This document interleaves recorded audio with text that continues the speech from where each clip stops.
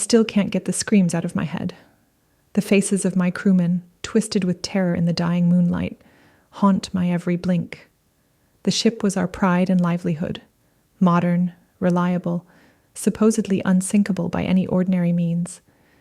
We were the scourge of the open sea, modern pirates, raiders of cargo vessels and unwary yachts.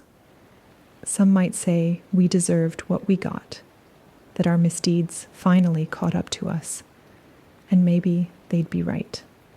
But I'll tell you the story anyway, in the hope that someone, somewhere, might learn from it, or at least believe it. Because God knows, I never thought our nightmares would come in flesh and blood the way they did. We had been sailing through notoriously perilous waters, a remote archipelago with many uncharted inlets. It was precisely the sort of place we liked to operate, free from the prying eyes of international patrols and well-worn shipping lanes. For days, we'd been pursuing a rumor about a luxury yacht passing through the region, ripe for plunder. We had the coordinates from a tip. Whether they were stolen or rumored hardly mattered to us. We were eager for another score. With the hold stocked with enough arms and ammunition to take down a small navy, we felt invincible. That illusion of invincibility was shattered under the weight of a sudden and vicious storm. It surged out of nowhere, black thunderheads crawling across the sky with unnatural speed. We tried to outrun it, but the wind churned the waters into hills of black water that towered over us. The sky rumbled, and lightning flashed with a horrifying brilliance. 1 minute, our boat was cresting the waves. The next, water was pouring in through shattered windows and breaches in the hull. I remember the shrieking of metal and the metallic taste of my own terror as the wheel spun uselessly in my hands. In desperation, we put out a mayday call, but no one answered. Perhaps nobody was listening. Maybe we were truly in uncharted waters, far from any official shipping routes. The boat started listing, half capsized in a swirl of roaring surf. I caught sight of some of my crew climbing into a life raft, rummaging for emergency supplies. Others lay where they had been flung, moaning or silent, too stunned to respond. I tried to grab as many of our rations as I could, packets of stale crackers, water canteens, anything. Then a monstrous wave crashed down on us. The last thing I remember about our vessel is the deck tilting so violently that I felt gravity dissolve beneath me. When I plunged into the water, my lungs filled with salt, and I thought that was the end. Hours later, or perhaps only minutes, it's all a blur. I found myself clinging to a half-inflated life raft with 2 other survivors. One was Jamil, a wiry fellow who specialized in cutting deals with local smugglers. The other was our gunner, Gato, a hulking figure with a shaved head who usually stared down trouble at 1,000 yards. Both looked shaken, their teeth chattering, eyes wide with dread. We bobbed among the debris, fragments of our hull, battered crates, and a few bodies. As the storm abated, we scanned the horizon and saw land. No charts, no name in our GPS, just a silhouette of dense trees behind a stretch of pale, sandy shore. We paddled our raft toward that unknown beach, half blind from salt in our eyes, our arms leaden with exhaustion. By the time we reached the shore, the sky had turned a greyish dawn, the kind that looks neither hopeful nor hopeless. We collapsed onto the wet sand, coughing, spitting up seawater, fighting to catch our breath. We saw a handful of other crew members limping out of the surf or dragging each other onto the beach. Maybe a dozen of us had survived the wreck. The island around us was hauntingly silent.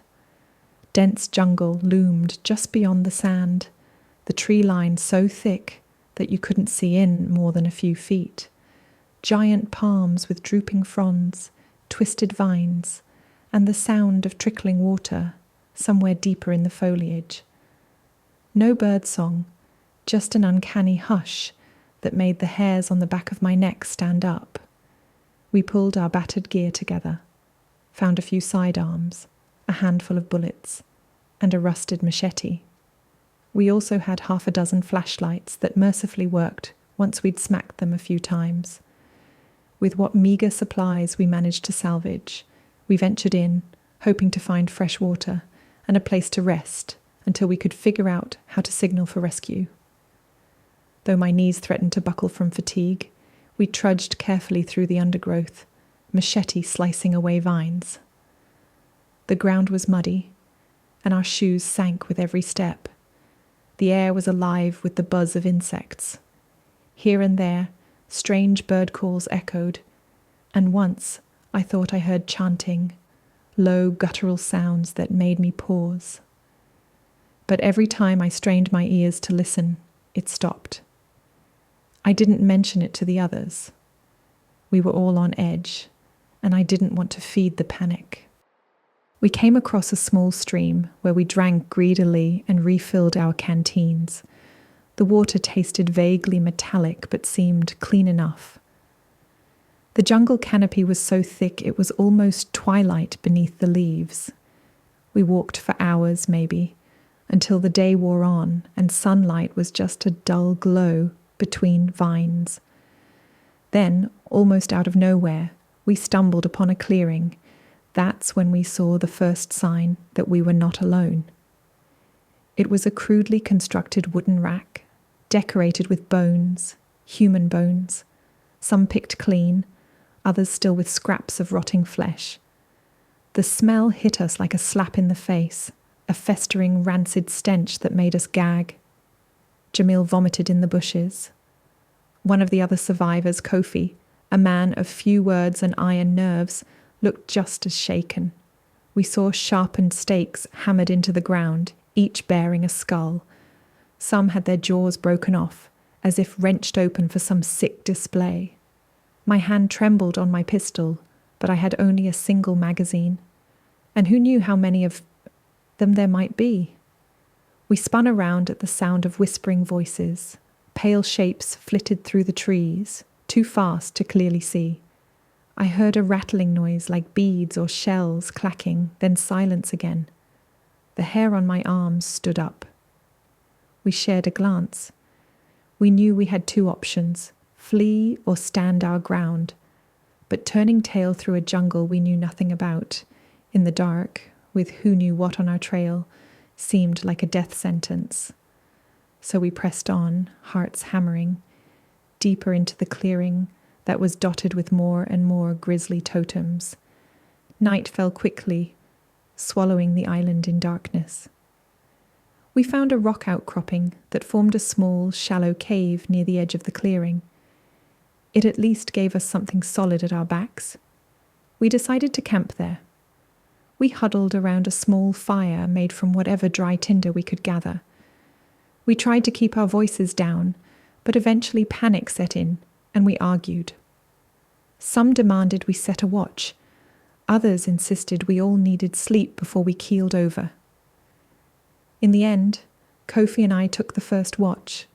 My ears strained at every rustle of leaves, at every crack of a twig.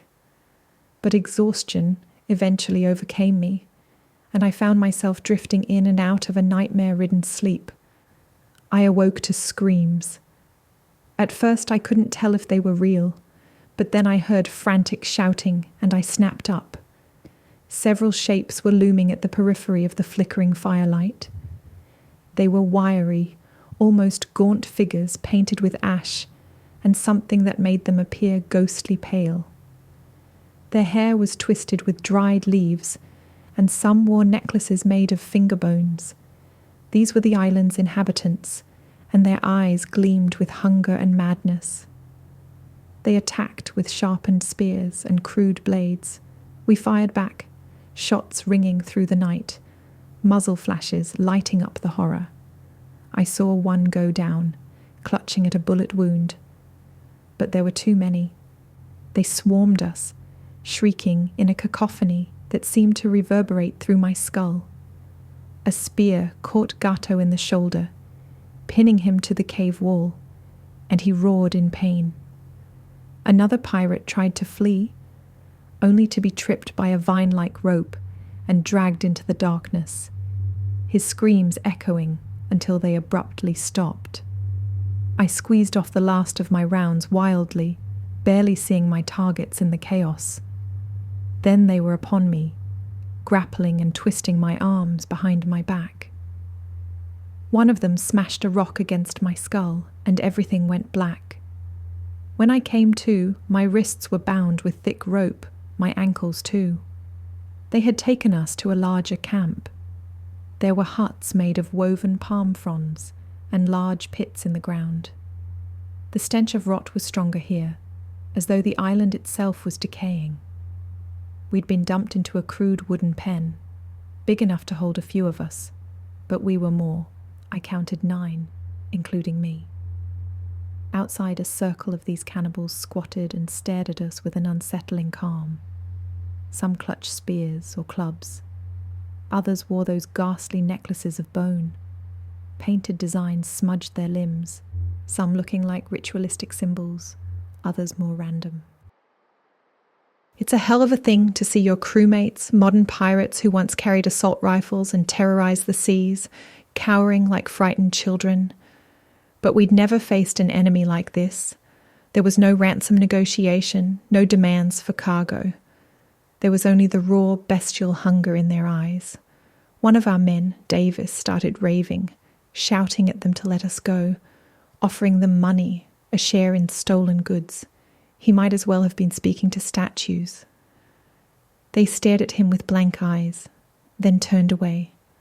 Perhaps they didn't understand a word he said, or perhaps they just didn't care. As the dim light began to fail and night descended again, we heard chanting. Drums started, deep and rhythmic, sending vibrations through the ground, through our bones. Fear gripped us. No one wanted to guess what the drums signaled.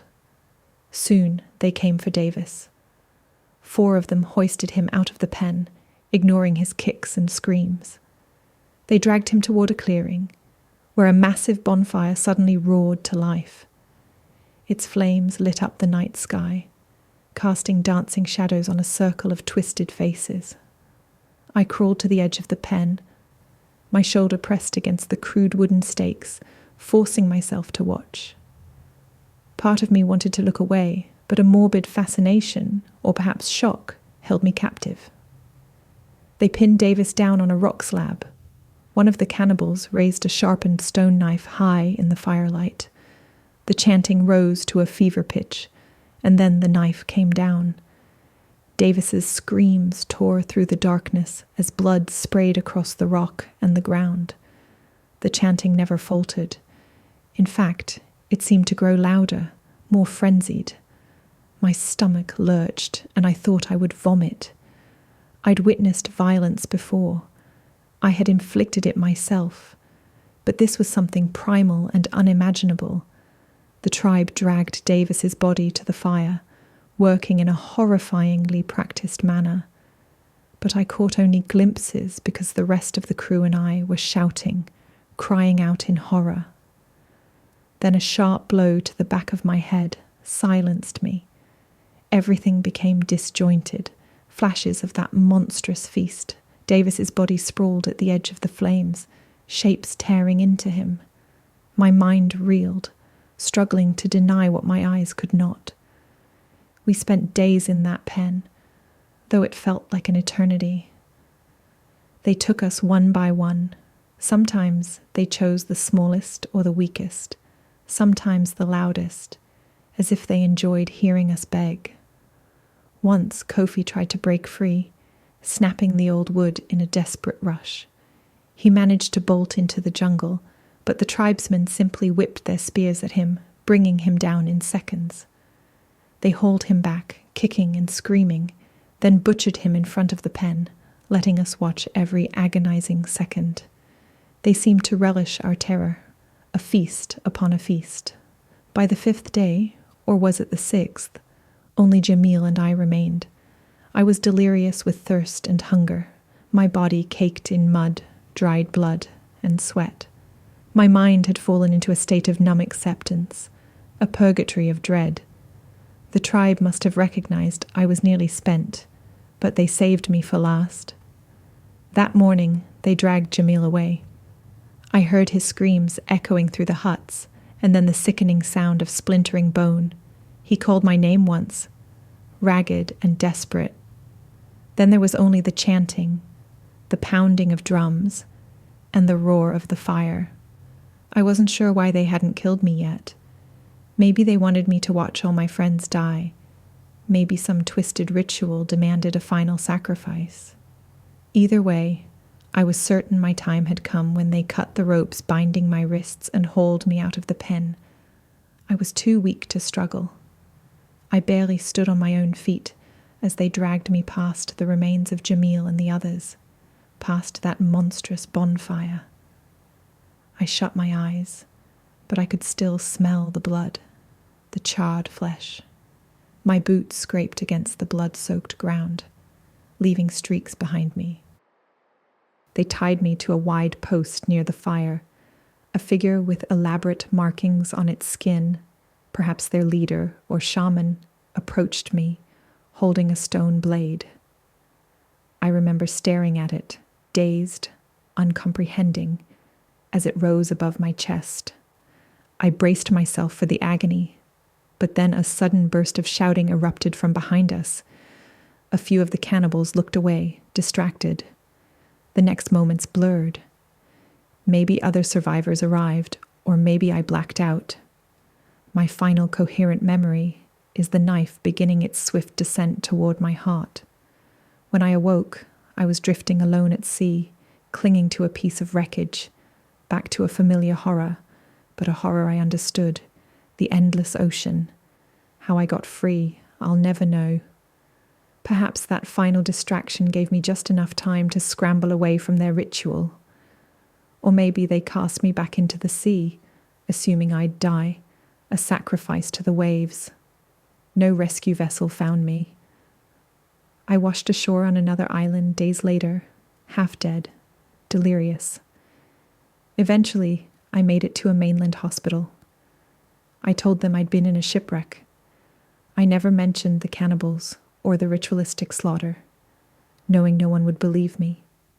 Even now, sometimes, I wish they'd left me on that island, because my dreams are tormented by those images. And in my nightmares, I still hear the drums. I see the firelight dancing over the painted faces of the cannibals, taste the copper tang of blood in the air, and watch my crew devoured under a swirling, starless sky. That is the story of the modern-day pirates who set out on the sea, bold as devils, only to face an evil far older and more terrible than anything we ever dreamed. If you're reading this, heed my warning. Not all islands on the maps are truly uninhabited. Some of them house ancient hungers that civilization forgot. And if you ever find yourself shipwrecked in the uncharted corners of this earth, pray that the cannibals who dwell there are only a rumor, because if they're real, they will find you, and the things they do will make you long for the mercy of the storm.